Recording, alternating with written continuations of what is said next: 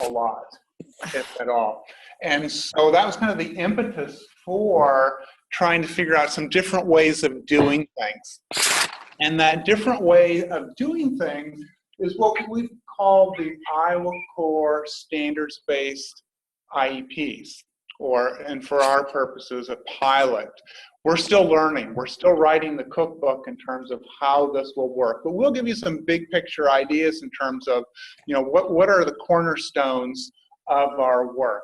So the purpose is really to use the Iowa Core first and foremost as that thing to guide the development and monitoring of an IEP, versus we develop this IEP and then, oh, by the way, how do we connect it with the Iowa Core? The Iowa Core drives what we're doing.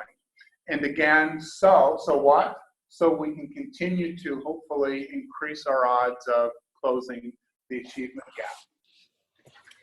So how do we know we're doing it right? These are some of our guiding cornerstones that help us decide, are we on the right track?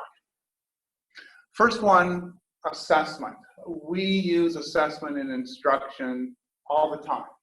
And so initially, we're going to kind of go in a linear process here in terms of how an IEP might be developed. So assessment data collected using multiple sources of data.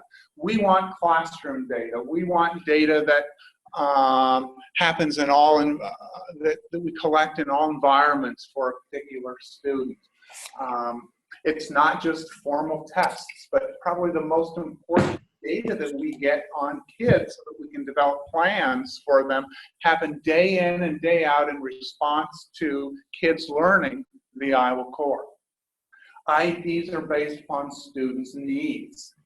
And they're specific to the skills and concepts, again, found in the Iowa Core or the Iowa Early Learning Standards. It's not let's look at the skills that we typically teach kids with an IEP and then as an afterthought go figure out how they link up. No, we are beginning with the Iowa Core in mind as a way to organize our thinking around students' needs.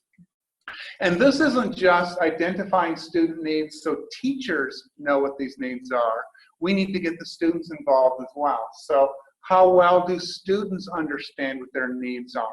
How well do parents understand what their needs are? So that we can answer the question, or at least the student can answer the question, I know where I am going, at least with respect to my specially designed instruction. So as you would gather, specially designed instruction is focused on those identified goals that we've developed in response to our needs, and they're focused on the Iowa Core, Iowa Early Learning Standards. Progress data. This one in particular is going to be somewhat of a shift. Progress data are collected again using multiple sources of information: review, interview, observe, and sometimes test, assess. We're looking at using data that's collected during instruction, authentic data, as a way to monitor progress towards goals. We're not talking about every 2 weeks a probe is necessarily given to a student. And oftentimes that probe does not necessarily target those skills that we need. But you know what? It's the only tools that we have in our toolbox, so we tend to write goals so that it fits with the tools that we have in our toolbox. So we're not saying that probes cannot help identify progress and next steps. We're just saying it can't be the only game in town. So by collecting progress data throughout as part of instruction, hopefully students will know where they're currently at with regard to where they're going. And then how we use progress data to inform instructional next steps. Again, traditionally, oftentimes, we have a lot of data on some nice graphs in our IEP system, and we can tell if learning is happening or not, but oftentimes that data does not provide insight into what next. And some of the things that Courtney will be showing, it not only can help us identify if progress is occurring, but if not, where do we need to focus our instruction moving forward. So those of you who are familiar with some of the research around formative assessment, assessment for learning, these questions should ring loud and clear to you. So in a sense, we're really trying to apply what we know about good formative assessment, formative instruction to kids with disabilities, kids who have an IEP. So for the teacher or the team rep, these are the constant conversation questions that we need to be paying attention to. Where is the learner going? And we're always looking at the Iowa Core as that roadmap, or Iowa Early Learning Standards as that roadmap. Where is the learner now? So we're going to leverage all the data that we collect throughout our instruction. Now, granted, procedures require us minimally every 2 weeks to report some sort of a data point regarding that progress. Yeah, we still will be doing that, but we're not keeping our data collection just to that event that happens every 2 weeks. It's collecting data throughout instruction. And then what do I need to do to help the learner close the gap? So again, we believe that the data that we'll be collecting can help inform where to next. Now, if I'm the learner, if I'm the student, I also need to be involved in this process. I need to know, where am I going? What goals do I have? Where am I now, based upon the progress data that I'm collecting throughout instruction?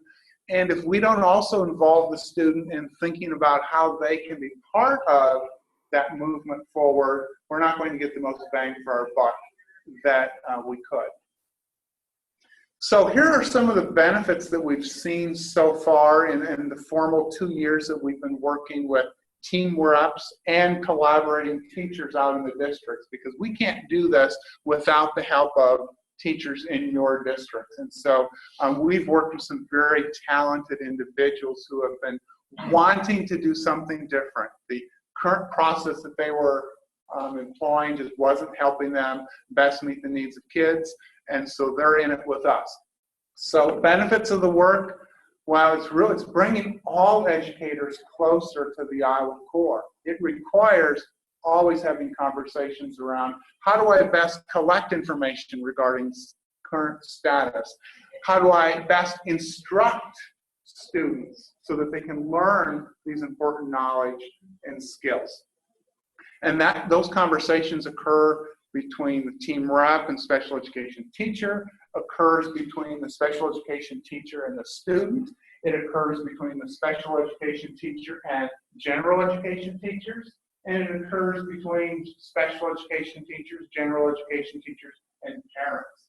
Some of the feedback that we've gotten regarding, we had one ninth grade parent say, this is the first time I had a clear picture of where my son needed to go, what their weaknesses were in the area of math. Creates more focused instruction and assessment. So when we can focus in on, these are the Iowa Core standards within whatever ELA or mathematics that you might want to choose, now we have a focus. We're not taking the shotgun approach and hoping something will stick.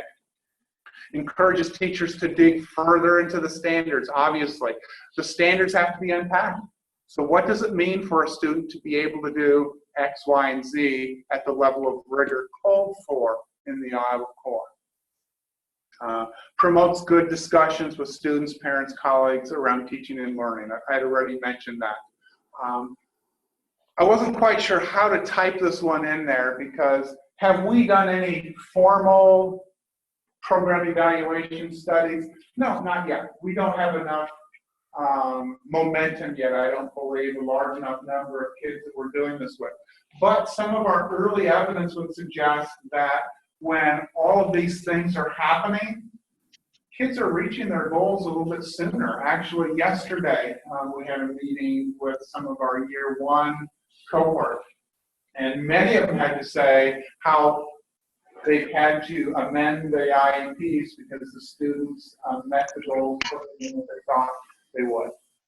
I think, now granted, we don't want folks to be spending a lot of time on paperwork, which is required with an amendment, but nevertheless, there's some good things in that too. They're meeting goals a little quicker than they had thought they were. We currently are collecting some perception data from our team reps and also the collaborating teachers with some good information regarding how this process is helping them do an even better job with things. So I'm going to pass the baton off to Courtney, and she's going to get into the weeds a little bit more to show you some of the nuts and bolts and tools that are used to make this process come to life for teachers and students. Hey, like Joe said, I'm going to give you a little bit of information about how we implemented this work. There's a lot of us who are working to begin getting this work out in our districts. A lot of the information that I'm sharing here are things that I've done. I started off working on this in Dunkerton, and then I followed up as I work in Cedar Falls at Hanson Elementary. What we start off with is looking at our learning progressions and the Iowa Core rubrics, which are connected to the AEA website. The link's there, and I'm not going to go into them right now because I've got some examples. Oops. There we go.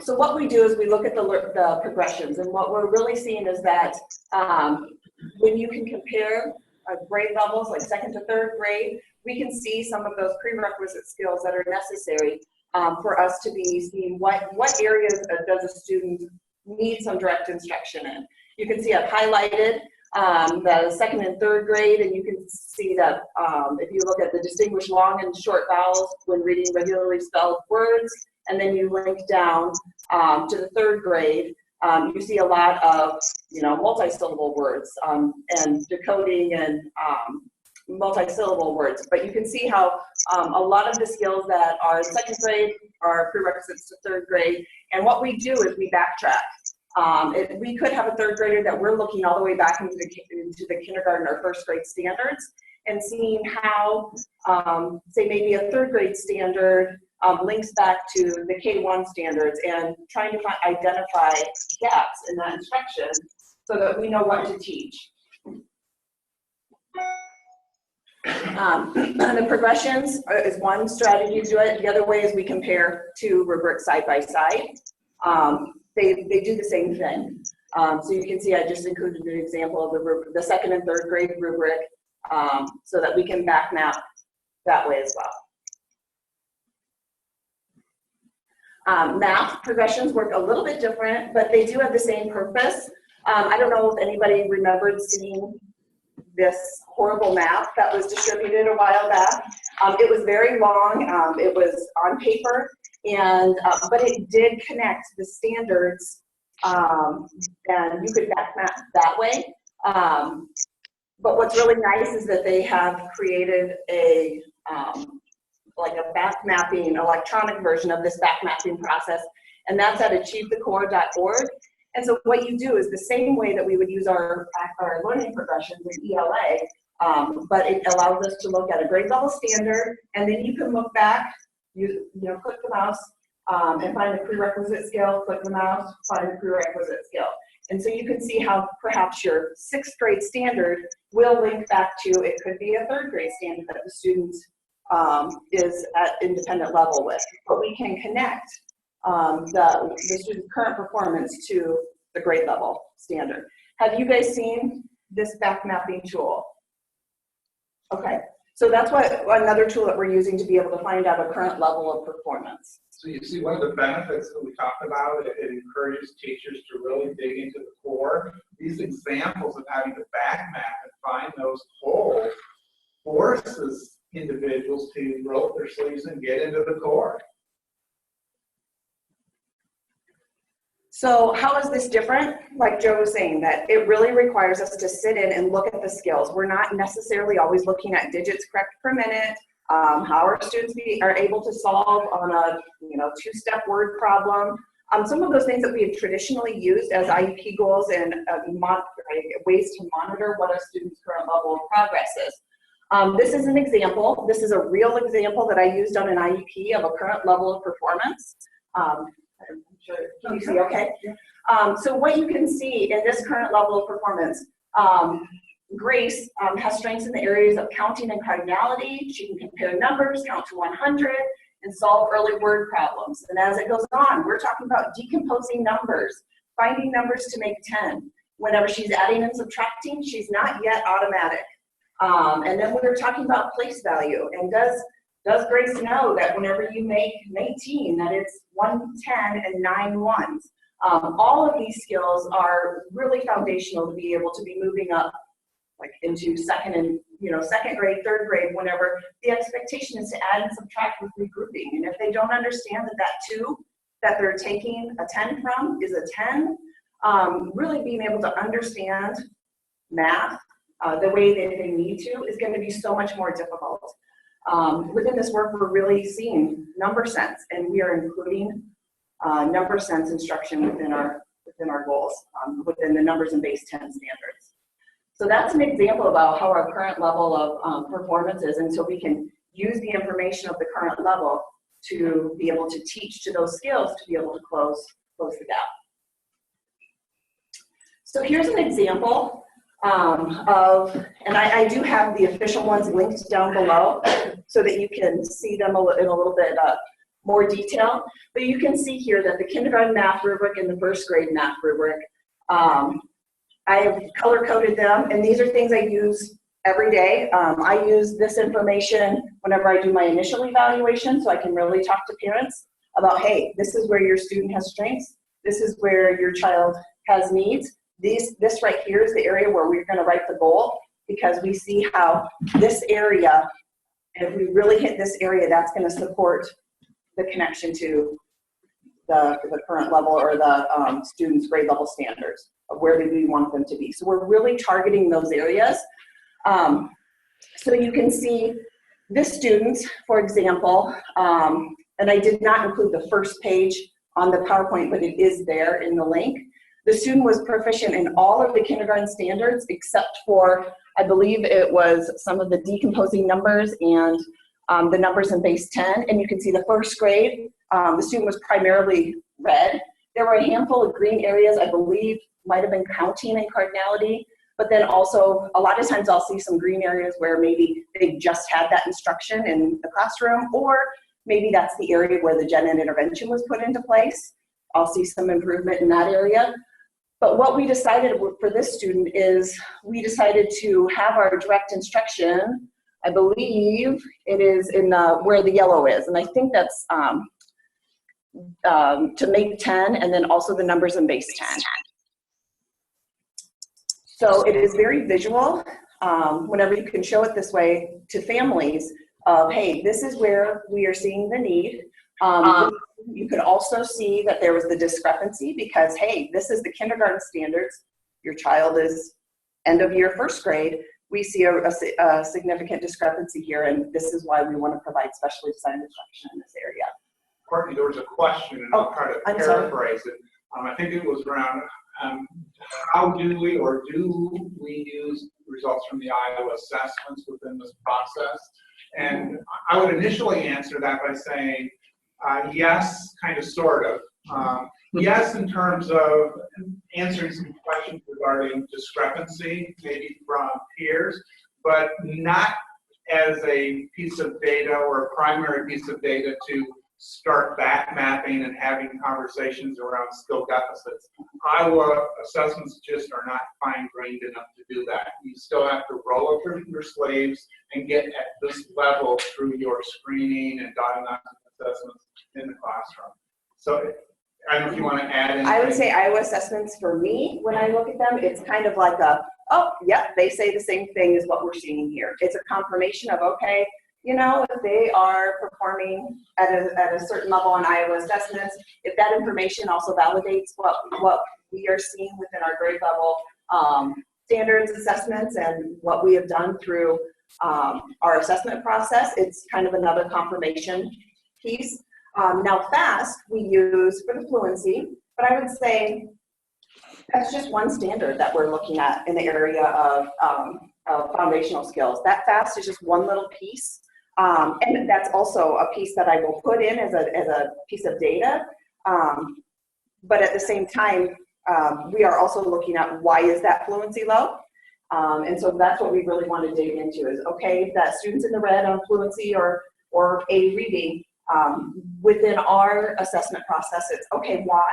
And what do we need to teach to try to close that gap and make those colors, make those scores not in the red.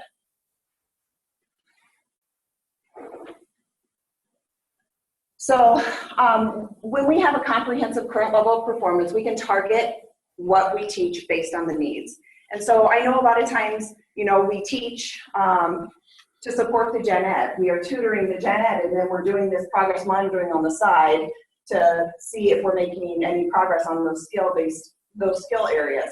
And so what this does is that it helps us to identify where is the breakdown and how can we connect what's being taught in the gen ed and where that student's current performance is and teach to those skills to try to close that gap. The goals that we are writing are skill and standards based. We're not really looking at words per minute or percent accurate or digits correct per minute. We are really looking at building a set of skills that are connected to those needs. It's connected to the current level of performance. We're teaching students at their instructional level and targeting that transition or targeting that instruction to close the gaps. And then the goals of instruction are individualized. You know, we're really looking at students' current level and teaching to that. And so that specially designed instruction, you know, may support the general ed setting as well, but what we're really focusing our specially designed instruction is where are they at and where do they need to go. So here's an example of some of our individualized goals, and they are connected to the core by the next annual review. When given direct instruction in basic fact strategies and foundations of place value, Grace will demonstrate learning to score 18 out of 20 on the attached first grade math rubric for 3 or 4 data collection periods. We know exactly what's going to be taught. We know exactly what we're going to be measuring. And so the rubric that we would connect to this is right here. So we don't take the entire first grade math rubric and say we're gonna assess all of it. That's just way too much. But these are the targeted skills. You can see that we are looking at the operations and algebraic thinking, and that first one is fact fluency within 20. That's a big one in first grade. And it isn't just memorizing facts. What we really want to focus in on is that they're able to make 10 and use those strategies and decompose numbers and understand how those number relationships work so that they become fluent, because they understand and not just are memorizing. One of the ways that, because some of these standards are hefty just in their verbiage, one of the ways that we have been able to connect to the DOK levels of these is we are putting the standard up top, but then we're also including the I can statements down below. And so you can see the adding and subtracting within 20, demonstrating a fluency for addition and subtraction within 10. Maybe 2 years ago, we would be thinking like, okay, we're just going to be working on facts. Well, now we know that we can add within 20, I can subtract within 20, I can use manipulatives to add and subtract, I can add fluently within 20, and I can subtract fluently within 20, I think is what it says. But what it is that we are really breaking down the standards and essentially unpacking it so that teachers, parents, kids, we know what we need to be teaching. We know what meeting that standard looks like.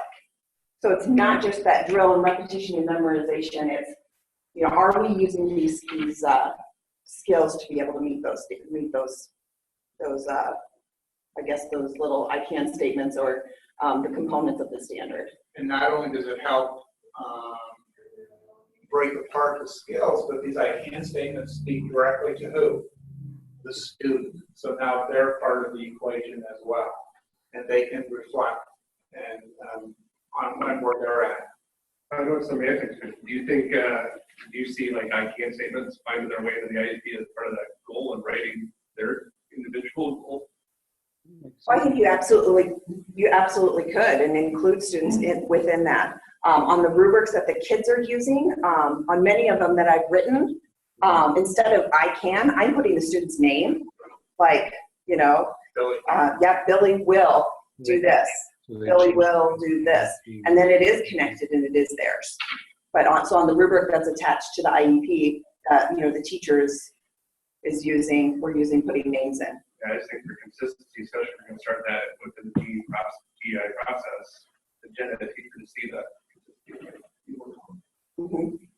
Yep, absolutely, great idea. Yeah, I think that's a great idea as we move more toward students really understanding what they're working on, and that would be a great addition. Yep. And so you can see right down here, same piece with numbers and operations in base 10. This is place value. This has been a real aha for us this year is so many of kids are, where we're seeing that breakdown is understanding place value and understanding the tens and the ones and then being able to manipulate them. So if we're going back and making sure that fact fluency is important, and we want to make sure we're teaching the strategies to solve those facts.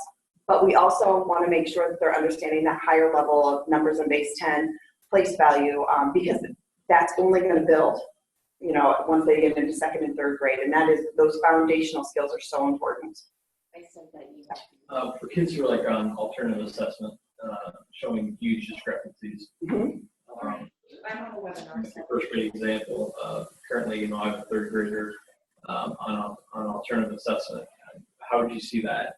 Would you have, I hate using grade numbers at times, especially where they're at in their learning. So, if we have a third grader who's at a first grade level in reading and math, could we use rubrics like this with that? Is that something that you see being problematic in any way? What we've done is we've created some hybrid rubrics that include the components of the alternate assessment. And so we have, typed in all the different, the distal precursor and we're putting those pieces in, and then sometimes even we are defining it even further, saying for this student, it looks like. So say if they're supposed to be able to identify, able to, identify something, we may say, like, for this student, they need to be able to match it. Or for this student, it looks like this, based on that student's individual needs, but we are really connecting it to the alternate assessment. And I can show you examples of what we've done in that area as well. Same things with behavior. We have used 21st century skills, and then we are also underneath defining,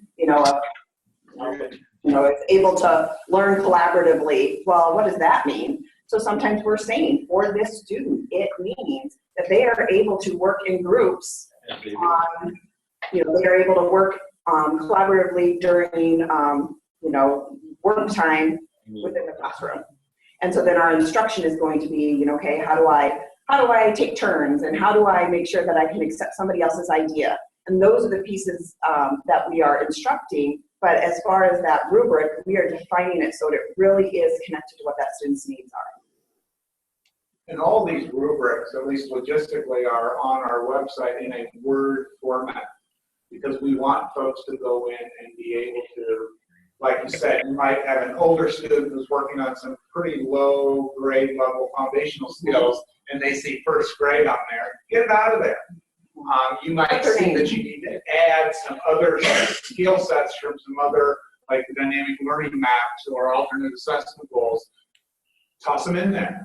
That's the purpose of these, so that it's not a static, but at least we give you a place to start conversation. Thank you. And I would say very rarely do we use these rubrics as they are written.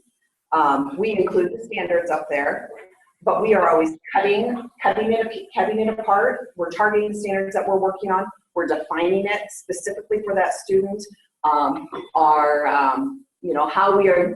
Like you can see right up here, one teacher decided she wanted to have some sort of a guidelines on fact fluency. So we put those in there.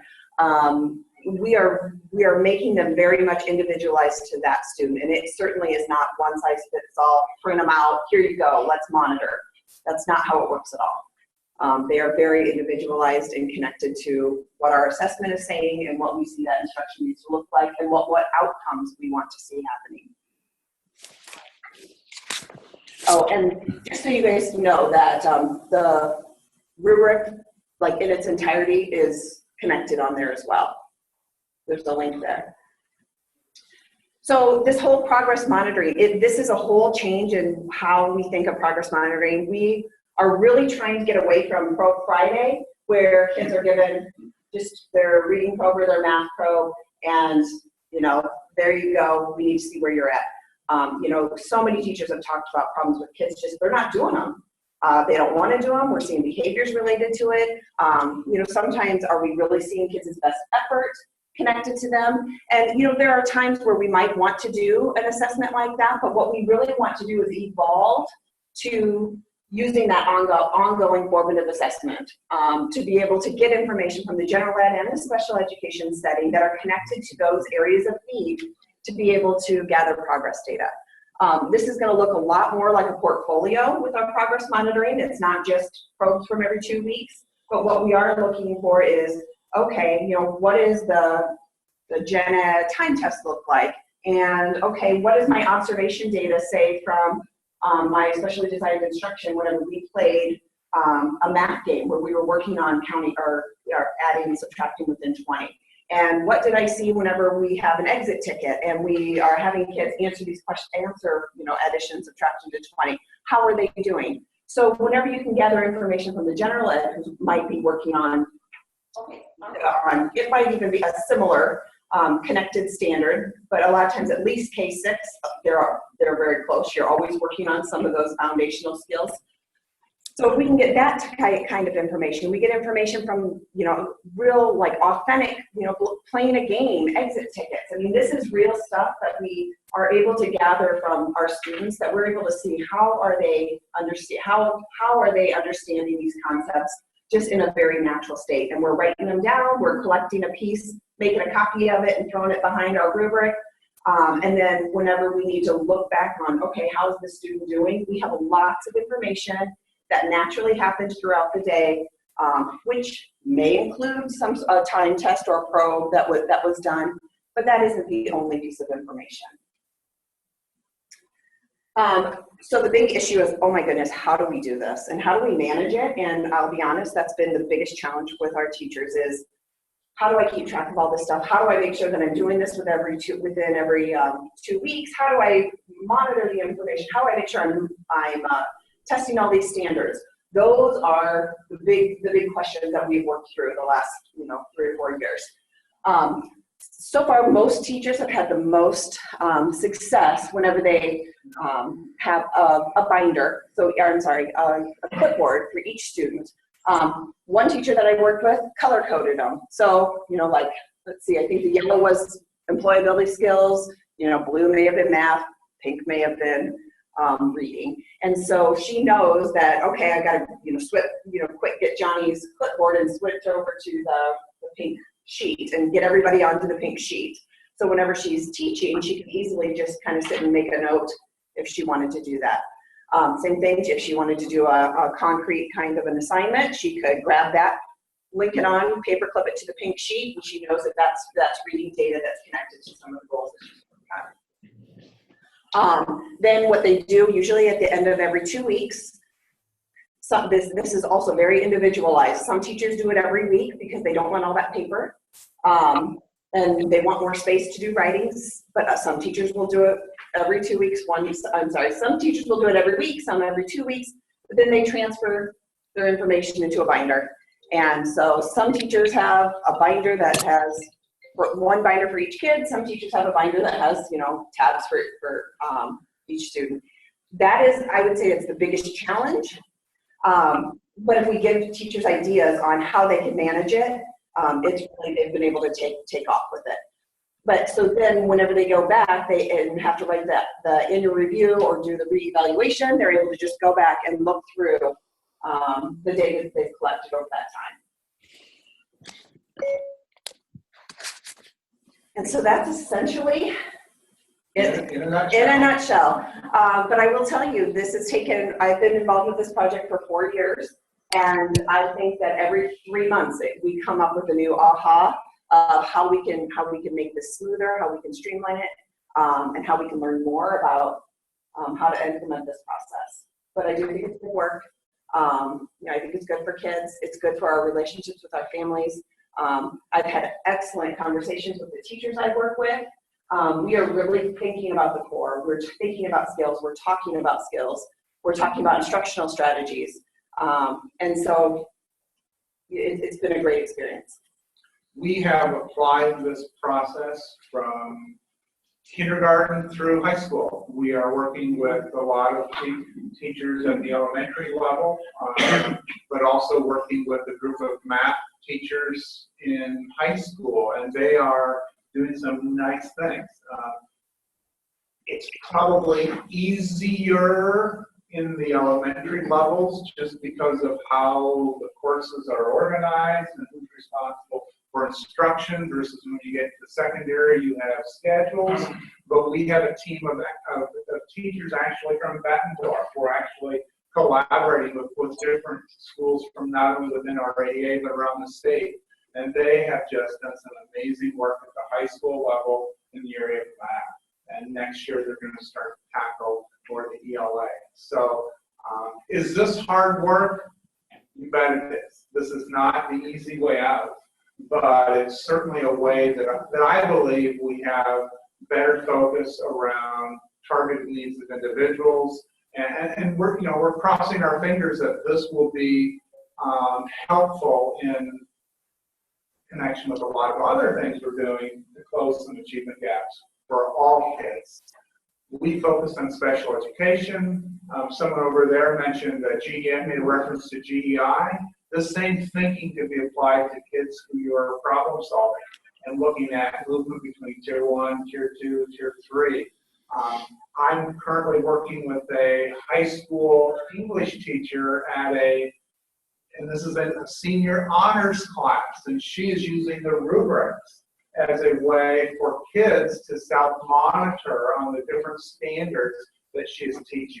So again, that's a general education application of some of these tools.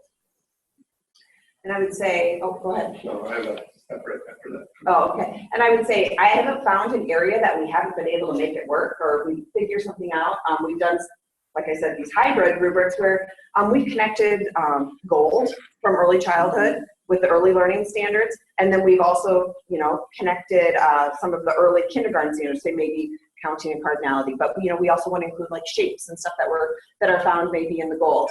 But we create these things to where kids are needing that instruction, and we're connecting it to the skills found in whatever standards that they are connected to, as far as whether it be the early learning standards or the Iowa Core.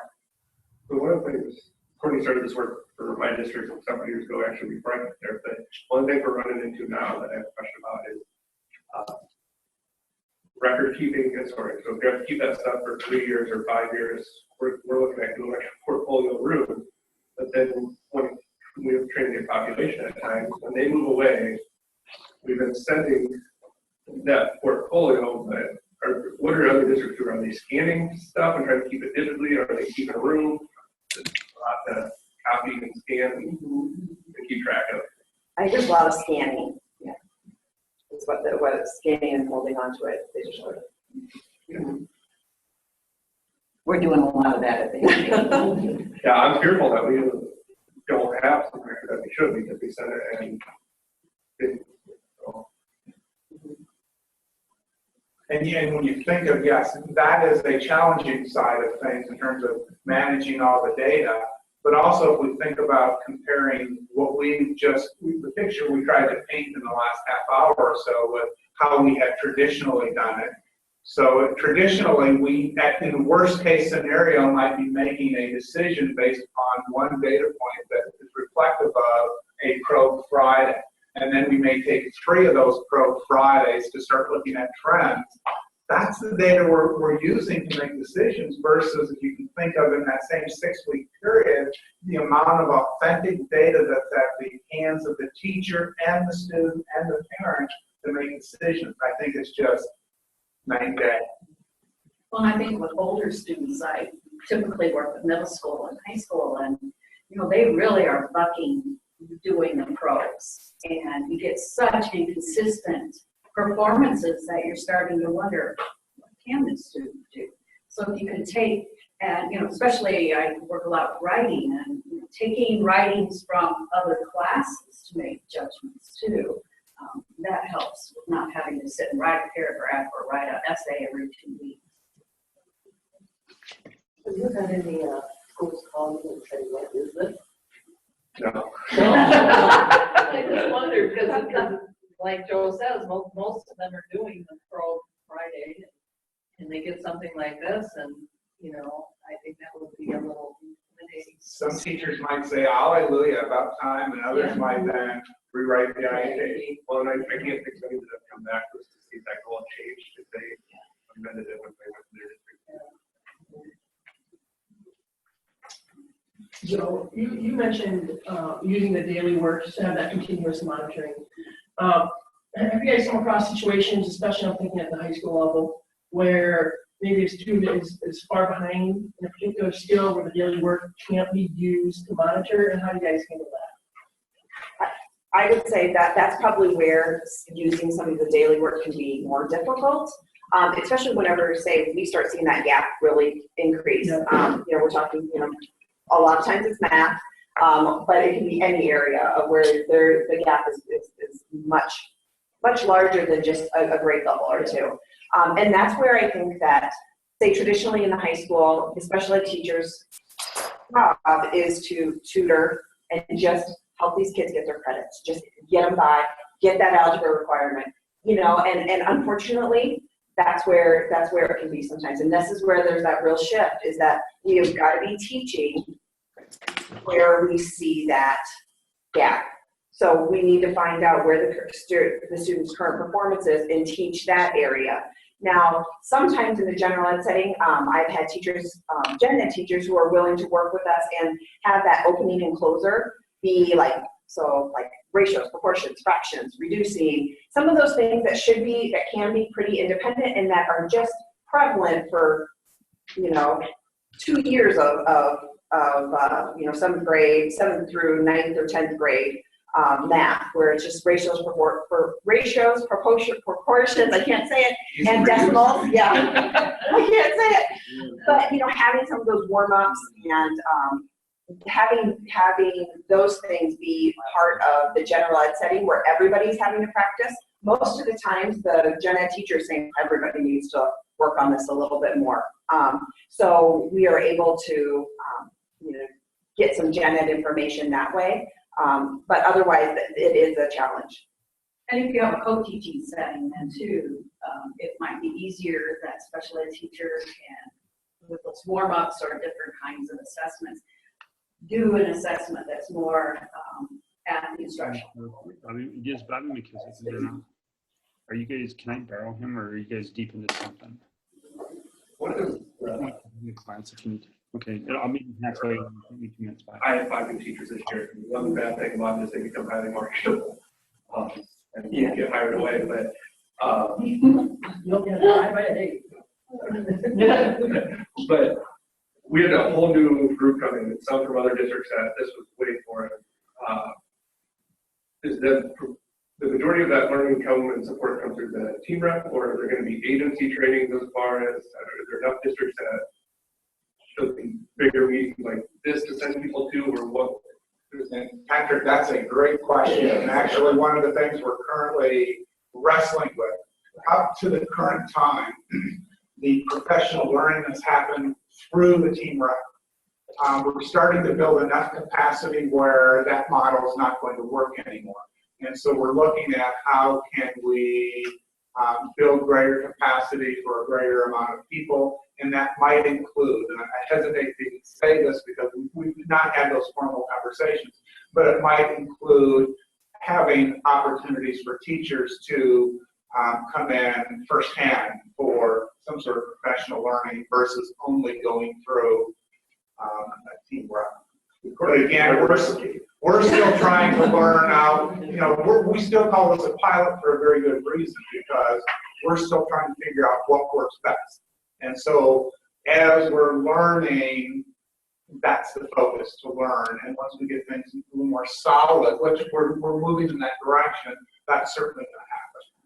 And I will say, to implement this process with new teachers or any teacher who's learning, it does take a lot of elbow-to-elbow time. And it's hard to do whenever your only time is that 20-minute lunch, or, I only have this, little bit of piece of time. So being able to have those opportunities to sit and work through and process through, because it really becomes almost a digging in, problem-solving process where you want to get to the bottom of a situation, which is really great professional learning whenever you can work with your teachers and work through that process. But yeah, it does take some training and it takes some time. And implementing this process doesn't mean every kid on your roster with every goal. We would strongly encourage any Do we want to individual start? to begin with one kid, one goal, 101. Right. play in the sandbox, and see how it works. Because we will overwhelm folks if that's changed. And then we start seeing the buy-in, and then we start seeing the ahas, and then we start seeing it's foolish that I'm doing things the other way, and they start moving more, but they're building the capacity as they move forward. But the worst thing we can do is to say, this is how we're going to do business. Next year, all your IEPs need to, that's not going to work. I tried to say that's what we're going to do. They cautioned me, no, don't do that, because it's such good work. I wanted to just say, this is how we're going to do business, but no. Well, we kind of crossed over. I know that's how they built on our student built. Right. Now it is how we do business. Yes. And we kind of need to burn that head of Have all the team reps been exposed to this? Are they all aware that this is? Exposed and awareness, yes. Have they been able to roll up their sleeves and really dig in? No. And that's what we're trying to do also, as we learn more about this process, build capacity within our team reps at the same time. We have people in each region, though, that are working on this, PFAS in each region. Can you guys provide an example of an IEP that's written like this? I mean, I think that'd be helpful to teachers to look at. From start to finish. Yeah. I mean, and especially, I know they're looking at doing the IEP process or whatever it is again next year. Probably why you're retiring. But, I don't know what that's going to look like either. So, that kind of scares some people too, because if they have to learn that process on top of something like this. From what I understand, and Mary, correct me if I'm wrong, it's delivery of the electronic IEP through a different mechanism. The process, the thinking will remain unchanged. Right. And then, all right with it as long as it works. That's always the kicker. Well, I think like you guys, when you talked about how it's rolled out or implemented in each district is going to be critical because, special ed teachers are. Hi, Tina, this is Lori Wolf here. Hey, I just want to give you a call and let you know that I appreciate Maddie's effort the last week or so, doing what she needs to. Also had a situation this morning that her and one of her friends were out having a cigarette immediately before school. So I wanted to be aware of that. It's interesting. So the last slide, if you have some additional questions or you're like, yeah, I'd like to learn more about how maybe to get started in my district, give one of us a call and we can have that conversation. Well, I just received an email from our consultant about this progress monitoring in the algebra classroom that's being done. Is that similar here to what you guys are talking, or is this a completely different idea? That's that PD. You know what? We were just kind of notified, like, oh, this is this PD. I just looked at the flyer as well. I did see that within that class that they do, the focus is progress monitoring, that it's supposed to be for special ed. They do talk about getting some materials and they call them probes. And so then it was kind of like, oh, well, maybe this looks like more of like that probe thing. But what I will say is part of this process, one of our biggest challenges is finding materials that we know connect to certain standards. So one of the things I'm interested in is, what do those materials look like? And can they be materials for us that we can use so that we know we've got solid activities that are connected to the standards, that we might not use them as probes, but maybe we would use them as part of our instructional, pieces, that maybe that's something that we put on the board, and maybe that's something that we, you know, mess with, you know, within our group work or that type of thing, but knowing that our instruction is connected really closely to that standard, I feel like, you know, it might be a good PD to go to get that information.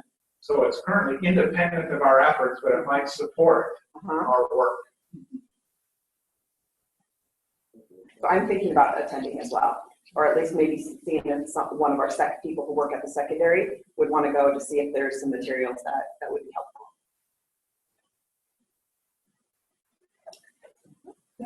Thank you very much. This is very exciting. And I am excited, even though I am planning to retire in December, that we are at this point where we're really talking about good instruction and that it's aligned to the core. And it falls right in line with the specially designed instruction framework that was developed at the state level that we're implementing. It truly is talking about diagnosis for design and design for instruction, instruction for engagement. And so today, the presentations are really aligned with this. This is really demonstrating how we can use some of the practices and incorporate it into the SDI framework. One of the critical components of any instruction and any education is family engagement. And that is really embedded in all the components in SDI. But it also is, as all of you know, research-based, that family engagement really promotes positive outcomes for students. And so our next presentation is Sandy Crashel. And Sandy is one of our parent coordinators for our Family Educator Partnership Program. And she is going to share with everybody the changes in the Family Educator Partnership Program and how it really aligns with family engagement. So I'm going to turn it over to Sandy. This is Sandy Crashel, and Sandy is going to explain to everybody the changes. Hi, Sandy. Hi, Mary. Thank you. I think Heather unmuted me, it looks like. So can you hear me? Yes. Okay, great. Well, good morning. It's wonderful to have the sun out there, and I appreciate, we appreciate as a planning team having an opportunity to share with you some of the changes that are occurring with the Family and Educator, used to be Connection, now Family and Educator Partnership. Heather, I know there's a document attached to the agenda. Could you pull that document up, or do you want me to do a screen share? We'll pull it up. Want these speakers for her? We need the speakers.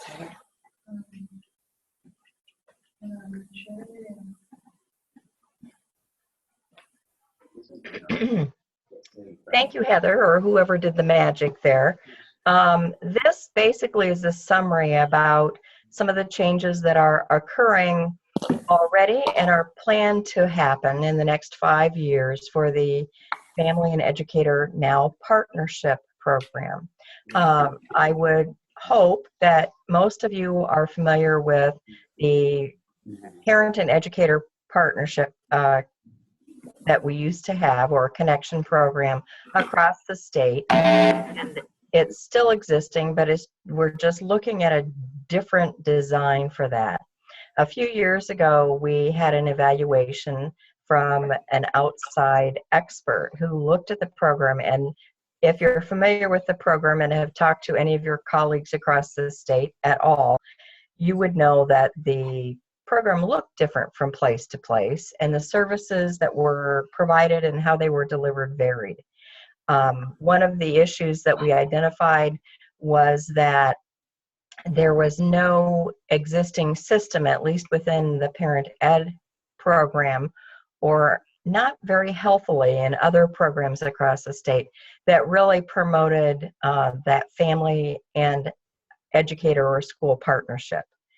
There was also no structure in place to provide guidance as far as changing the program, making sure that it was meeting current needs of students and families and schools. So from that, then Heather, if you can scroll it up a little bit, In bold there is, right below that, is the new goal. Whoops, we went a little too far, Heather. The new goal for the program that you can see there, if it's big enough that you can read it. Basically, looking at a tiered system of supports for schools and AEAs to provide and promote that family and educator partnership. As Mary mentioned, we know that it's an evidence-based practice that increases student learning, that it supports student engagement in school, which results in increased attendance and higher graduation rates. And so partnering with families is not just the right and good thing to do, but it's also very effective practices in improving outcomes for students, both through school and as they become adults. So those are some of the reasons why these changes are taking place.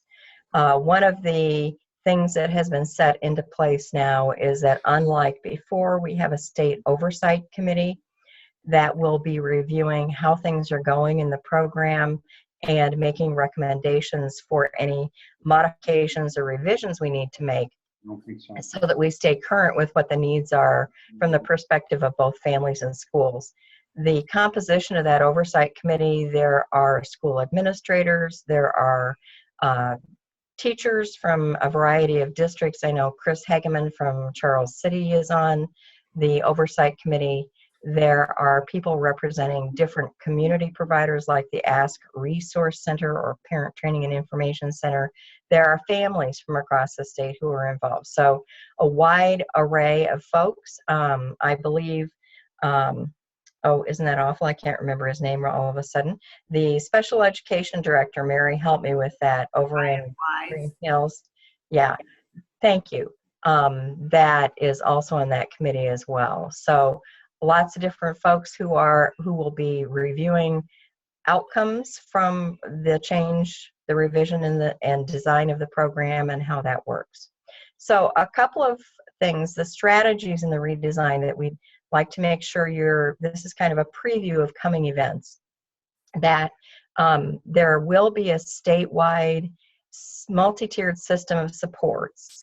And what that means, among other things, is that there will be materials and resources, training that will be available for use across the state to help with that continuity and consistency, and also to try to provide support for AEA and LEA partners in engaging in strategies that are evidence-based, that do foster family and educator partnership. It is consistent with that SDI model that Mary referenced earlier.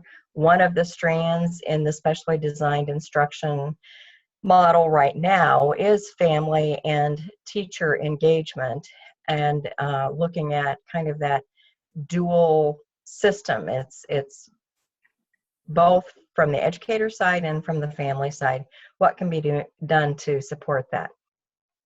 It is more of a systemic approach than what we've had before. Typically, the parent and educator connection, or a family and educator connection as we were known in our AEA, has been almost a crisis management kind of thing, that when things are not going well, communication is broken down, then we get called in to kind of do the Band-Aid thing. And the intent is that, knowing that sometimes those things will occur, but with a stronger system-wide approach, there should be some real proactive things that can be done to help with that ongoing communication and partnership, so that there are fewer of those crisis incidents that occur. A piece of that is that each region or AEA has an FEP planning team. And in our AEA, that team, as it is right now, includes the Director of Special Education, Mary Stevens, Rod Ball, who is the supervisor for the Family and Educator program, and many of you, I'm sure, know him from the ways that he has supported your work through the years. Carol Sensor, who's one of our regional administrators, and Lofkus, who is our transition coordinator for the AEA. And then also April Woolridge, my counterpart, and myself. And with that team, we have developed a plan that we'll be sharing with you as time goes on, that has specific actions that will be taken here, coordinating with activities and things at the state level to get the multi-tiered system of supports established, as well as to provide the support and training and follow-up with both AEA staff and LEA staff so that they are equipped to be able to integrate family engagement strategies in the work that they already do with families and students. Heather, if you would go to page 2. Mm-hmm. Thank you very much.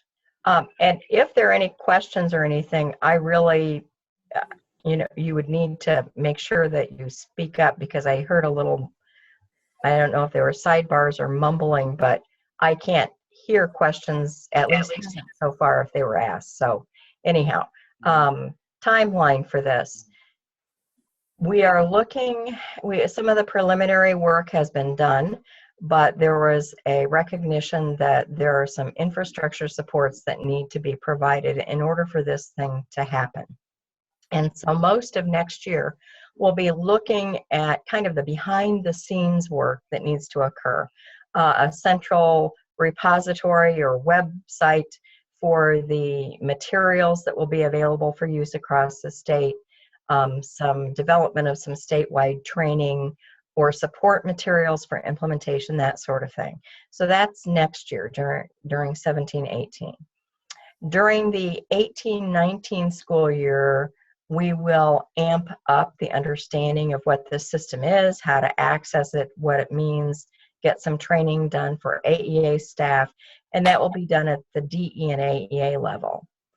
The same kind of activities will occur the following year during 19-20 when we roll it out through our AEA staff to our partners in the schools. So special education teachers and those with whom we work there. Implementation of the system at the AEA level and DE level will occur during the 19-20 school year, and then completed rollout with our community partners and in our schools during 2020 through 21. That's still hard for me to say. It seems like it's a long way in the future. And then full implementation then the following year, 21-22. With the idea that there will be evaluation going on, an assessment, and probably some tweaking as we go. So I'd be happy to answer any questions, or Mary, you're in the room. I'm not sure if anyone else from the planning team is in the room as well, but any of us could address any questions that you might have.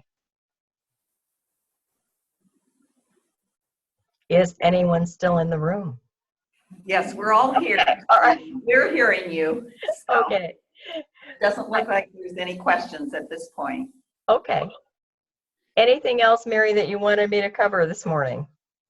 No, we just wanted to give everyone an awareness of the changes and how we're really aligning this also with the specially designed instruction framework, that it's family engagement and that it's for students with disabilities, but it's across the board too. And we're approaching it from the standpoint of family engagement is an evidence-based practice, just like good instruction and literacy, in order to help with positive outcomes for students. And one of the things that we're on our action plan for AEA 267, soon to be Central Rivers AEA, is that, is that we're going to incorporate very deliberately family engagement strategies into our IEP training. So in the this next year in August, starting in August, we're really going to be very explicit about that it's really important to engage families in order to have positive outcomes for students. So that's one of the things that we're doing at the universal level, is really to ensure that those strategies are discussed and incorporated into the training. Anything else, Sandy? Nope, not that I can think of. Thank you very much. And as always, if there's anything we can do to help support the schools as you're working with families, please give us a call. We're easy to reach. So thanks, Mary. Thank you. Okay, we are at 10:15 or 10:10. So why don't we take about a 7-minute or 10-minute break to 10:20? And then Dr. Karen Aldridge is going to share with us some information about our mental health support team. So 10:20, we'll be back. Somebody steal a clicker. Joe stole it, actually. Okay, so I'll just kind of look at you. Yes.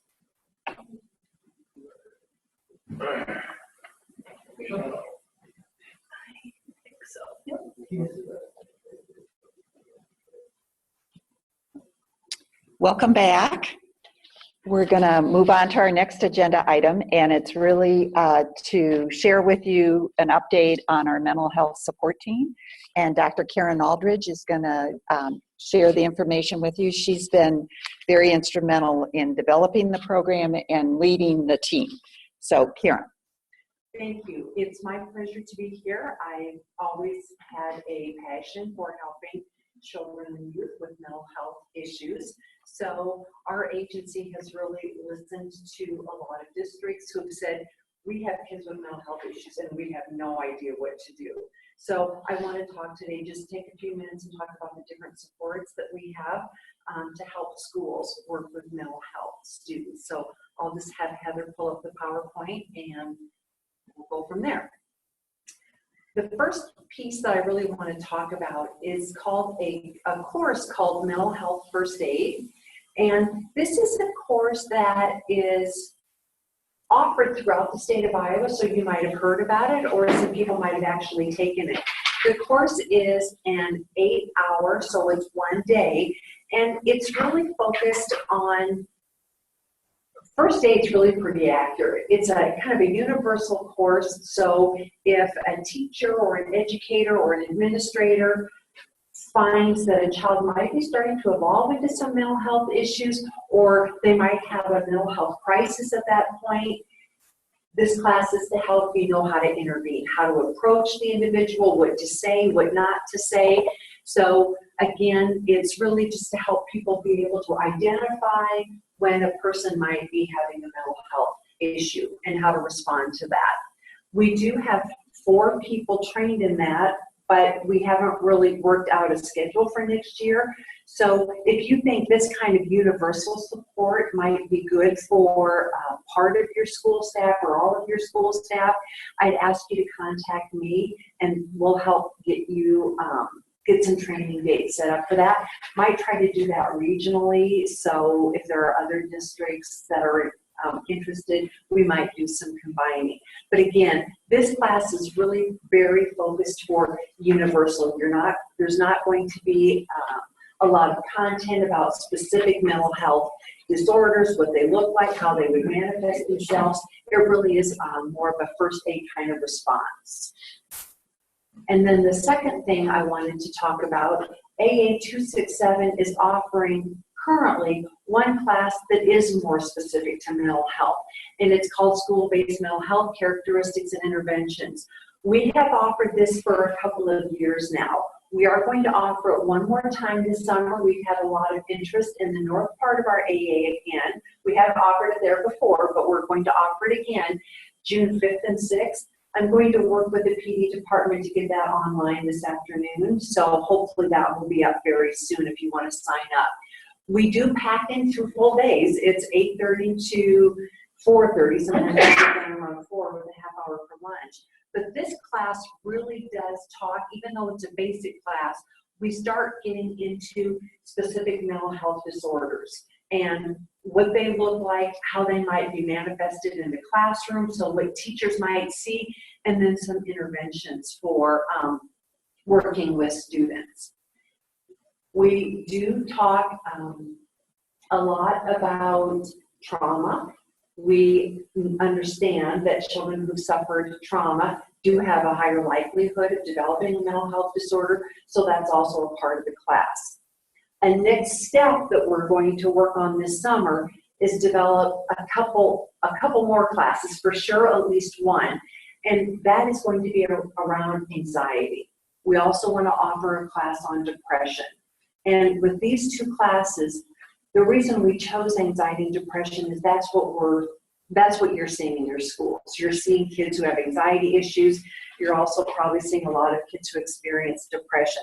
And just as a side note, depression in females looks very different than depression in males. So depression in males often look like oppositional. So sometimes people don't really even realize that they're working with depressed males because it doesn't manifest itself in the same way that depression in females might.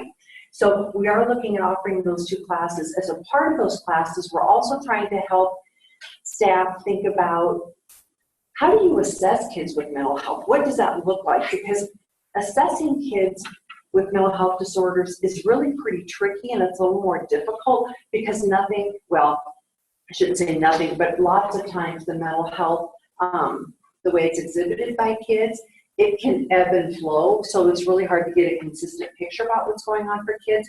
So we want to talk about assessment and intervention and how you document that in the IEP. What's that look like? So not only is it going to be specific to depression and another one on anxiety, but what that looks like for assessing it and putting that in an IEP. The mental health team is a third piece that we want to talk about. And this kind of support is in each of our regions in the AEA, we have identified a lead person, and you can see the names up here for each region. These people are assigned to be kind of a liaison for mental health. And what I asked Heather to do is go to the next slide. And we're going to open the link because I want to use this to talk to you a little bit about what these 11 people would do, as well as the team reps that are assigned to your districts right now.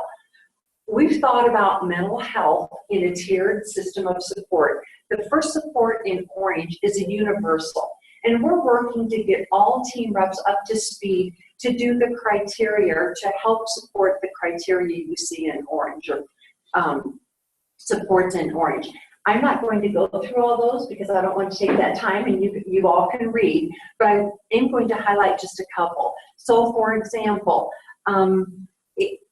we hope that all team reps, if they're not there yet in the next year or so, will be able to help you with having a basic understanding of mental health issues and some basic interventions. That's something that we want all team reps to be able to do in your districts, have that basic understanding. And then right below that, in the orange, having access to supports. So knowing where the mental health resources are and how to support them. What we hear, if you live in Cedar Falls or Waterloo, Marshalltown or Mason City, you know where your mental health providers are.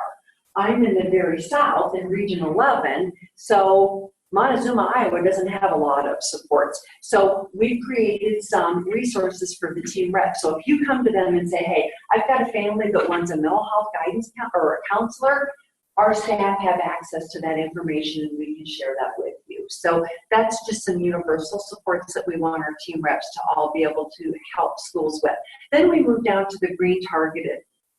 And this is where the 11 people that we just identified on that slide a little earlier can work with your district and your team reps on. So now we're getting to, you have a student who's got some more intense needs and some universal supports aren't helping. Our mental health support team members can work with you and your team reps to do some of the things outlined in green. And again, just a couple that I want to highlight are the bottom one actually, because I think that's very, very important. Some students with mental health issues need instruction in coping skills, self-regulation. That's what their needs are. So if the team rep assigned to your building doesn't know those kinds of supports or curricula, then they could ask those 11, one of the contact member for the mental health team. And that team member will say, here's a support that you can use. For example, anxiety, one that we often recommend is Coping Cat, because that's a pretty good curriculum. It's research-based, and it can be implemented by any teacher. So it isn't at a high level where you have to be a professional person in mental health to use Coping Cat. It's a curriculum that teachers can use. So that's just an example. And then we get to the intensive level. And this is where, instead of the coaching that those mental health team members might do at the green targeted level, if you have a student that's very intense and you have some real serious concerns, those mental health team members can come on site, model some interventions, can work with your team, can work with the student, can talk with the student, and really get hands-on with those very, very challenging students with mental health. So I hope you can see how we have that universal where all team reps are going to have some skills, then they'll have some targeted interventions where the mental health team members can collaborate and support, and then at the intensive level, you know, they may be coming to your district to really work with the teachers and the students to help you provide some of the interventions that you need and supports. And also these people, a lot of them are social workers. They have really good skills working with families. The one thing that we know about families, mental health is really, there's some pretty strong feelings because there's a lot of hereditary ties with mental health. So parents might often have a lot of guilt, like, I was depressed, now my daughter's depressed, it's my fault. So that's really hard for families. So the social workers can kind of help families work through some of the feelings they might be having and some of the reluctance to get help. So there's just a lot of different support that they can offer that way as well. So I've gone through those levels of supports, the first aid training, the training that our AEA will be offering, and the committee. So do you have questions of me that I could answer, or of Mary? If you needed a mental health person on that site, you needed in the school building, is that a relatively quick process to get them? Thank you so much. I need to pay you later. So Mary, I need $20. Heather, would you go back to that document that you just had up and scroll down? I missed the second page. Yeah. So this is the process that we have, because first of all, we want to keep data on how much our staff are used and at what levels. So this process is, if the district has a concern or a question about mental health, your first go-to is your team rep assigned to your building. They'll see, they'll help you as much as they can, but if they're like, ooh, this is a little bit out of my wheelhouse, then they will contact me. And then we'll kind of talk through that, and then I will arrange for getting that mental health support person in your district. And again, that's not to make it difficult for you. It's really to help us monitor the work that they're doing.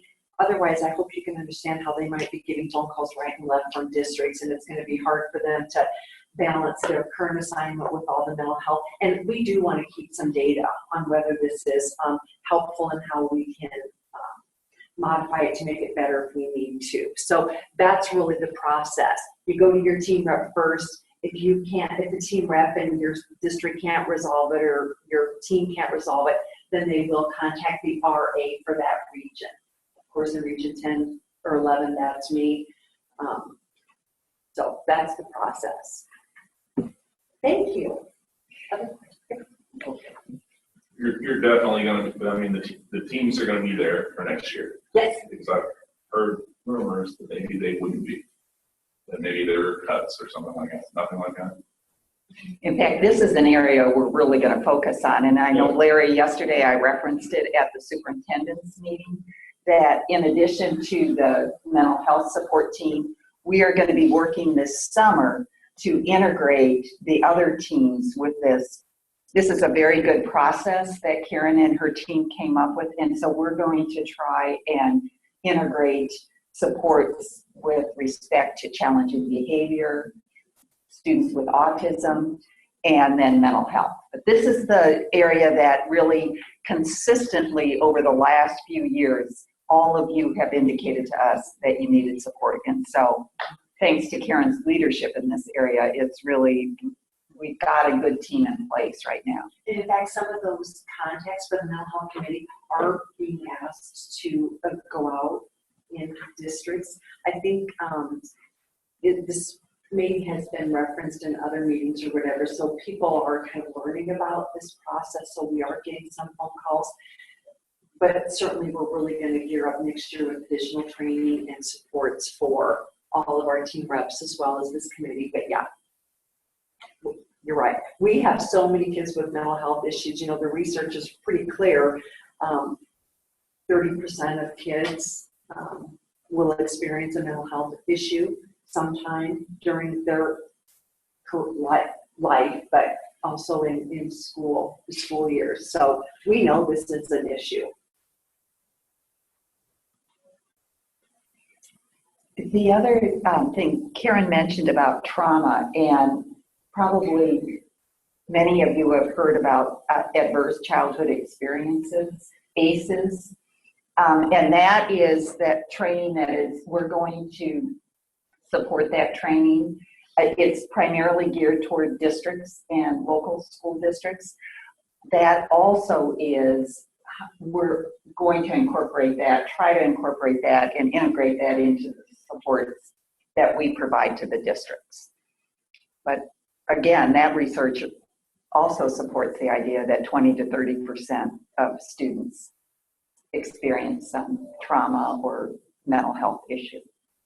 Yeah. So last year we had an instance at one of our rural Amish schools where a student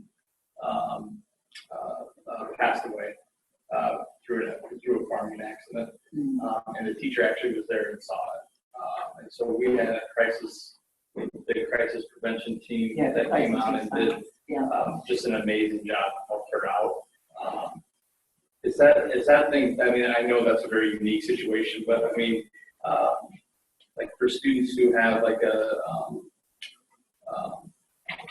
death in the family, close family member, I mean, do you usually start with your counselor and work your way through that? Is that something that develops into something like that? Is that something where you would come in and provide some, like we've had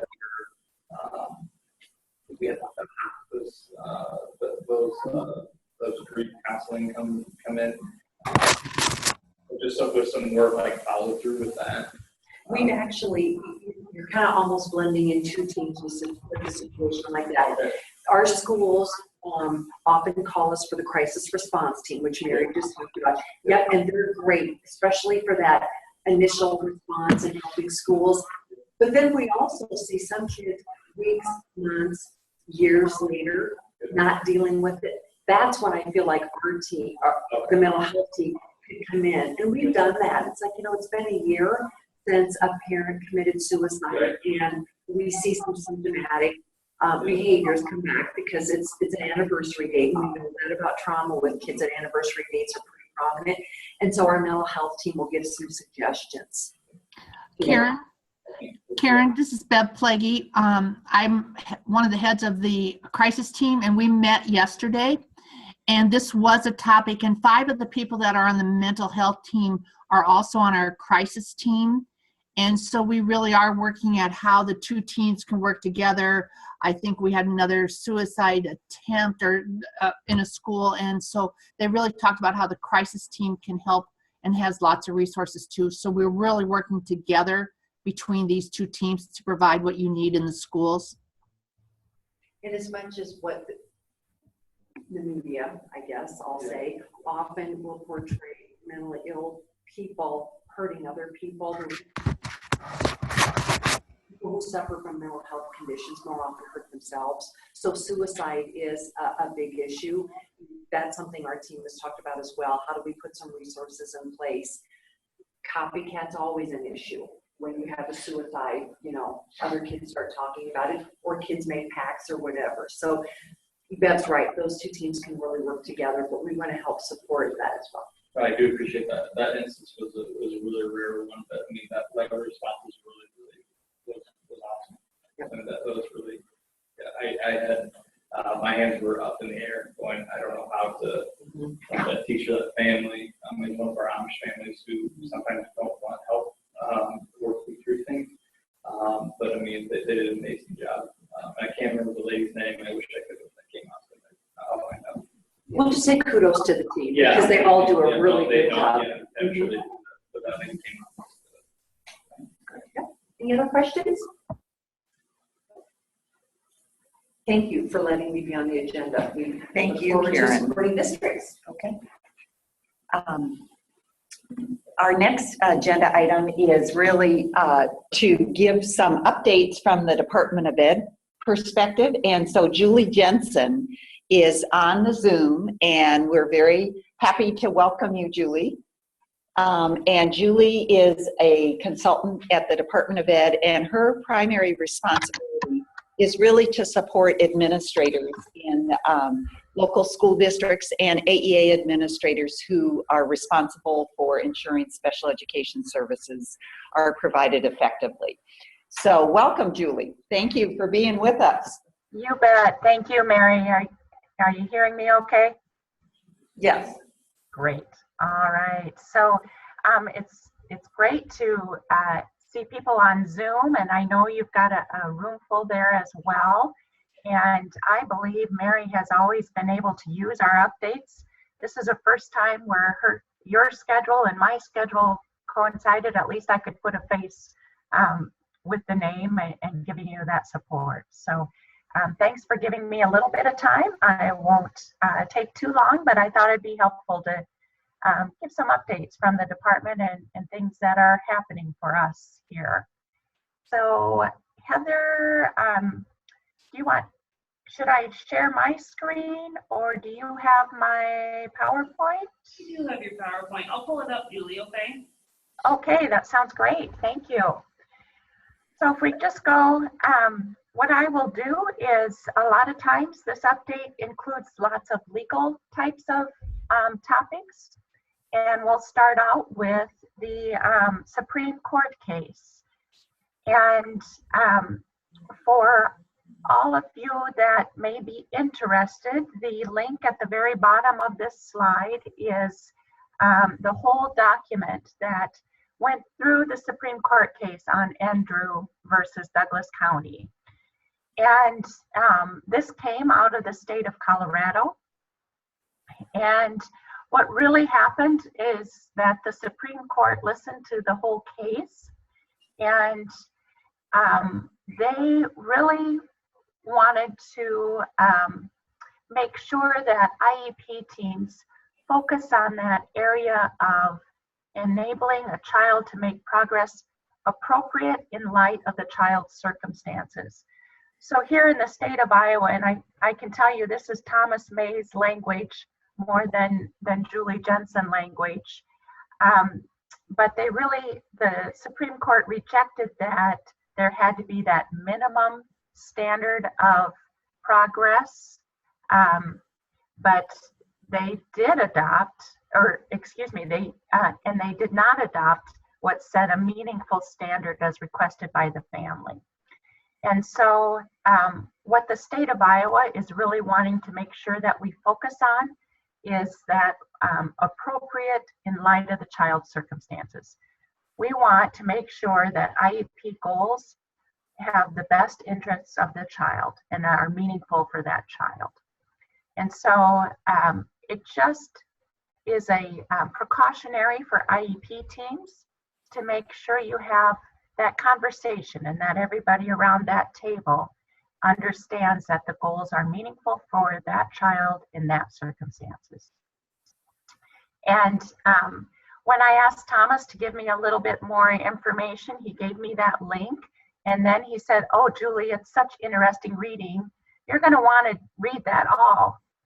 And so if you are interested in reading the whole document, pardon me? It's Thomas spoke like a true lawyer. It's so interesting. Yeah, and I can tell you I've had a couple nights of hard to get to sleep, so that's when I take that information and I helps me maybe relax a little bit too. But so there's the Supreme Court information and how in the state of Iowa we're addressing that. Mary, do you have more to add to that as far as? One of the things about it is the original standard was established in 1982 with the Rowley standard, and the family and what came out of the Rowley case was that it was the perception that it was just a minimum level of support that the districts needed to provide for students on IEPs. And what is significant about this case, of course, the parents in this case wanted the Supreme Court to define what meaningful is.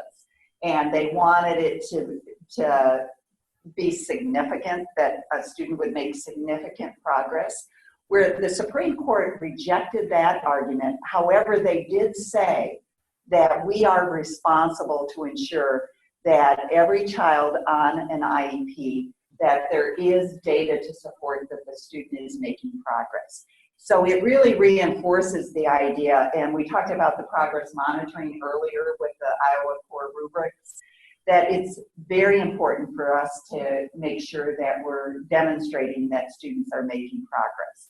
They said in the case that if a student is able to function in a general education classroom with accommodations and supports in the classroom, you would expect that student to be able to make grade level progress.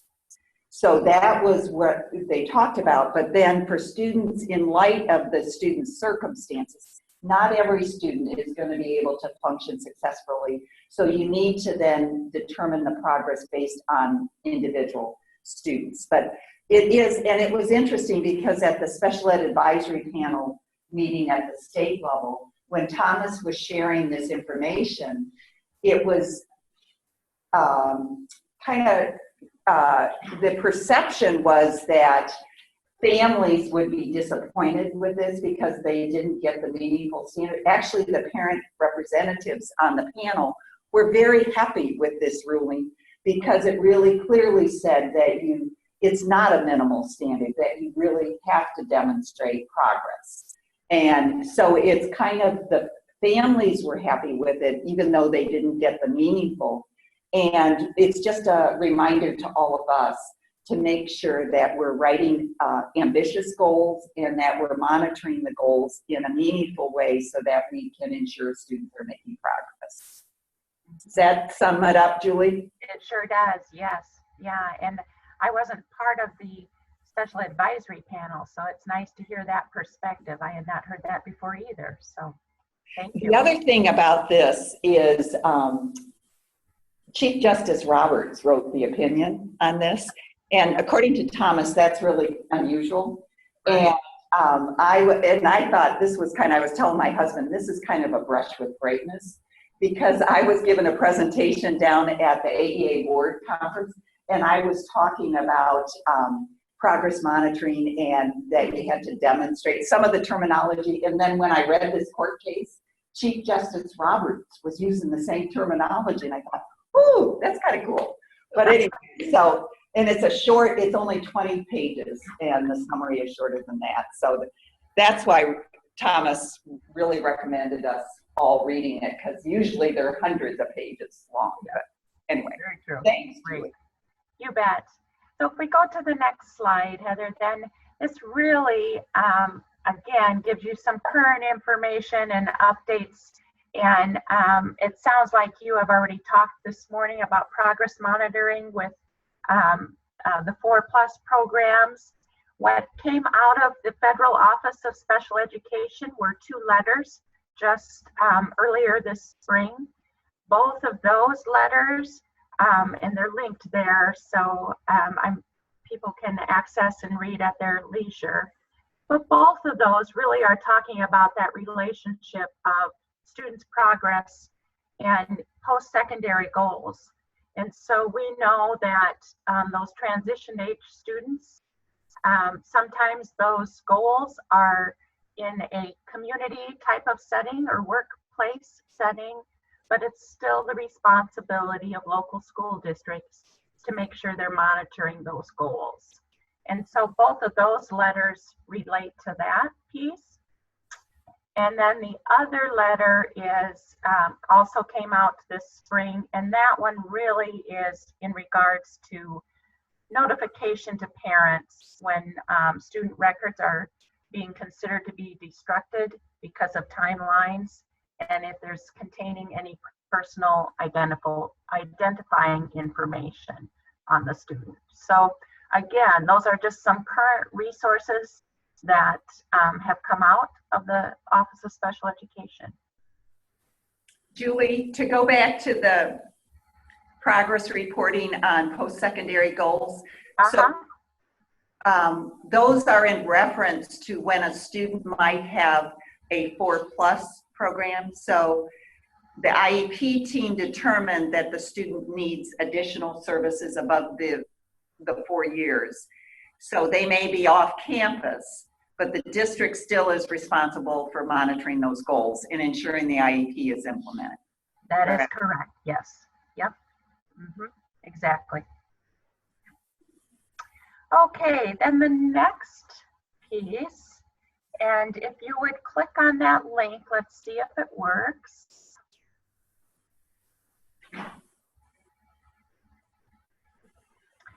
This is the beginning of a reference and a resource for many people. Thank you, Heather. There it is. So we are at the department designing an Iowa Special Education reference website. And so what this will do is put all of our legal information. So for example, you can see on the left-hand side there, the United States laws and regulations. That's everything out of the Federal Office of Special Education. And then the judicial decisions, just like we talked about just a couple slides ago with Andrew, and any other current ones there. And then if you click on that little blue box by primary Iowa law,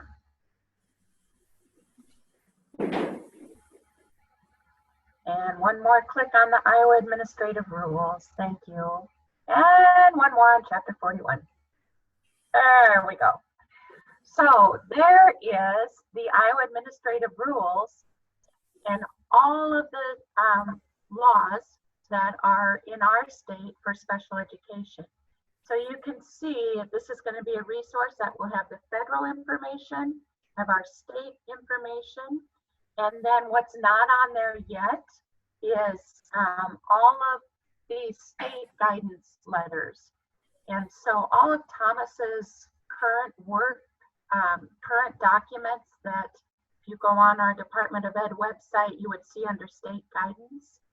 Those are all being reviewed and updated, and they are all going to come in here.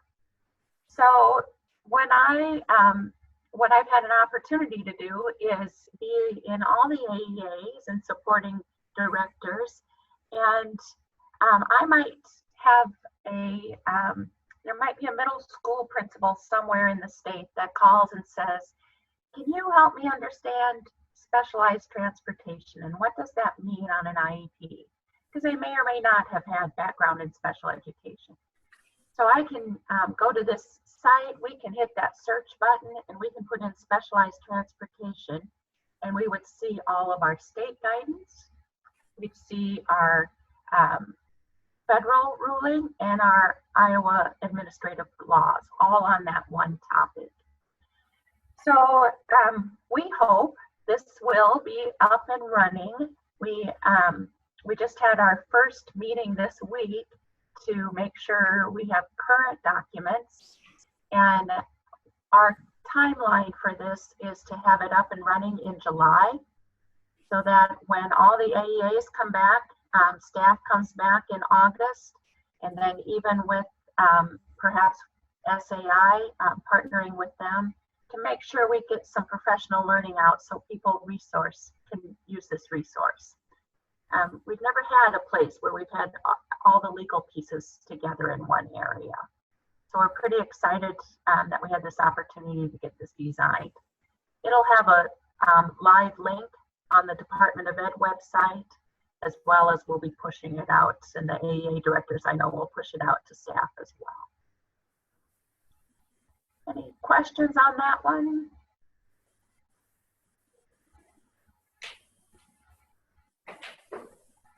That'll be great. Okay. Thanks. All right, great. And then my final update slide is really on the work of our federal grant that we have for designing personnel development grant and the specially designed instruction updates. And I bet, Mary, you maybe have gone over this or maybe are going to as far as how it relates to the sites in 267. But really what I have been sharing with people is this grant has done an amazing job of getting teams, building teams to really look at their data and how we're addressing students on IEPs with literacy and closing that gap. And we just met as a usability coordination team yesterday. And some of the data that will be coming out from this school year on these teams that are working on this is amazing, like 70 to 90% increase of skills with students with IEPs. So the rollout and the work of this grant, it's a 5-year process. And we've had those usability sites this past year. We'll continue with that. We'll continue partnering with our special ed directors in rolling more of this information out. But it's just been exciting to see some work from a federal grant get right into the classrooms and work with AEA staff and coaches in implementing. So that's been a lot of focus of the work at the department. And at that point, you can just put up my slide. There's my contact information. And it's just been the position that I serve in supporting professional development for all of you out in the field has been really well and very enjoyable. I know I think Jill White was on the screen, Larry Martin. I meet with different groups all the time. So appreciate having the time this morning. Thanks, Julie. Do you want to go back to the slide, Heather, about, and I'll just give an update as far as it pertains to our AEA. With the specially designed instruction, last year we had one of our districts that participated in the usability study. And what the term usability study is referenced because the department did not have all the materials developed. They wanted sites across the state to work with them to help develop. And what they learned at the end of last year is they needed to do it one more time. So there were some of the buildings that participated again this year. So we had East Marshall, that was the original elementary building that participated. Then this year, East Marshall continued, and so did Clear Lake Elementary for the K-6 literacy. They also included then some sites for assistive technology, how to incorporate assistive technology into specially designed instruction. And we had one Pointer Elementary in Waterloo and BGM Elementary participate in the assistive tech usability study this year. Then we also had one of our sites participate in the early childhood study, and that was the Grinnell site for 3 to 5-year-olds. And then we also had building in Waterloo participate in the usability study for significant disabilities, for students with significant disabilities. So, and as Julie said, a lot of information has been gleaned from all of these usability sites. So they're going to continue, the Department of Ed is going to continue to support these sites for 3 years. So the East Marshall will be supported 1 more year. The ones that joined this year will be supported for 2 more years. But starting in the fall of 17-18 is the first cohort group of buildings or districts, and they want to do it at a district level. And now they have the materials and the protocols established from what they learned from the usabilities. So those practices and materials are going to be implemented with the cohort sites. And so those will go for 3 years. And then over the next 3 years, they'll add more sites. with the goal of really learning, and then at the end of the 5-year grant period, which is, Julie, are we starting the 3rd year? Yes, that's correct, Mary. At the end of the year, they'll have the information in place so that then it can be implemented statewide. What I have heard from districts and from our own staff, some frustration with the speed of how this is going now. And part of the rationale for it is really to discover what works and under what circumstances. So in fact, I was reflecting on it the other night. I was thinking, it seems like it's going slow, slow, slow, and then all of a sudden we're going to be able to go fast. So I think it's worth the time and the patience to make sure that we have it working well, so that in 2 years from now, we can implement it statewide. And that as we're doing this, the AEA staff, we're going to continue to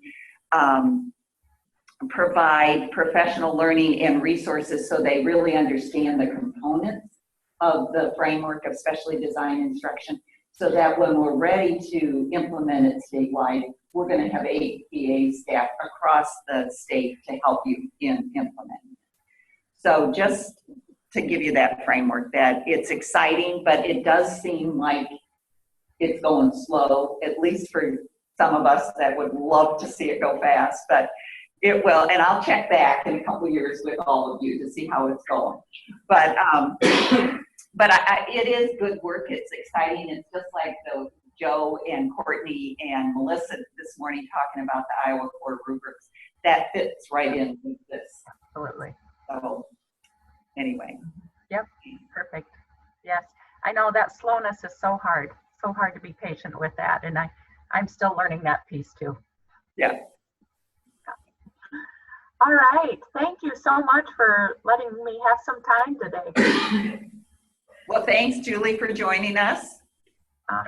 You bet. Okay, have a great day, everybody. Okay. Thanks. I was glad Julie gave the update about specially designed instruction, because I was going to share one other thing I will share with you is you've probably all seen the framework, and this is going to be revised. And that again is a reflection of what they've learned by the usability study. So we'll share this with you in the fall, in August, the framework. But what we are trying to do at each of the AEA levels is really to ensure that our AEA staff really understand diagnosis for instruction, that they're using functional assessment practices so that it will lead directly to design for engagement, and then that special education teachers can deliver it so students are engaged and it's effective. So it's kind of a coordinated effort. And hopefully it will be effective when we're able to implement it statewide. One other thing I did want to share with you, and Eric, this references your comment earlier today about the Iowa tier system. That is the window for the assessment. The spring assessment will be, on as it had been planned. And hopefully, in my understanding of the winter assessment, went with very few glitches. The part that is, the timeline has changed. We had originally planned to incorporate the IEP and the IFSP into the tier system in July 1, 2018. And because of the delays this year, that is going to be delayed. So we will continue to use the web IEP and the web IFSP at least all of next year. And I'm not sure how far into, would that be 18, 19, the year after that? I'm not sure how I'm on the Iowa Tier Steering Committee. We have a meeting in the next week. I'll get more information and share it with everybody. But for right now, the current web IEP and IFSP system will be in place until you hear about it. So what that means is we need to support the Grantwood, the Iowa IDEA system, and to make sure that it continues to run and get accurate data for us. And the Department of Ed is committed to supporting Grantwood and doing that. But we were excited about the fact that it was going to be an integrated system, and it still will be in the future. Again, it's going to be slower than what we had thought, but luckily we have a good IEP system in place, and we will be able to continue that. So that won't change, you know. The idea, the process of an IEP was not going to change. It was just how you were going to record it in the electronic system was the change. So Does that mean that the system will talk to state reports, things like that? that's like the what we do plan. now? Yeah. For the current system, you mean? Or the new system? The new system, yeah. It was the way, yeah. It's going to be great. It really will be. It's probably going to take longer than we had anticipated, but you know,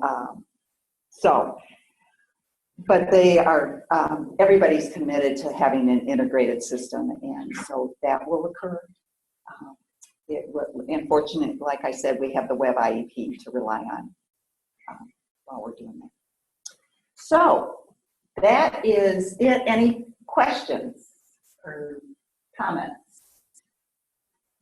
I do know that the last time we met, we talked about, there were a couple agenda items that were suggested. One was health plans and incorporating health plans into IEPs. We are going to schedule some training for school nurses. And so that will be addressed. I postponed that, so that will be addressed with the school nurses, and then we'll share it with you in the fall. There was also some question about documenting paraprofessionals and teacher associates on the IEP. We had a discussion at the directors of special ed meeting last week about that, and it is going to be discussed at our statewide procedures. And so again, we'll have some guidance after July 1st for you on that. We didn't forget about those agenda items. We're just going to present it at a different time frame. So, any questions or comments? Here in the Cedar Falls or on Zoom land?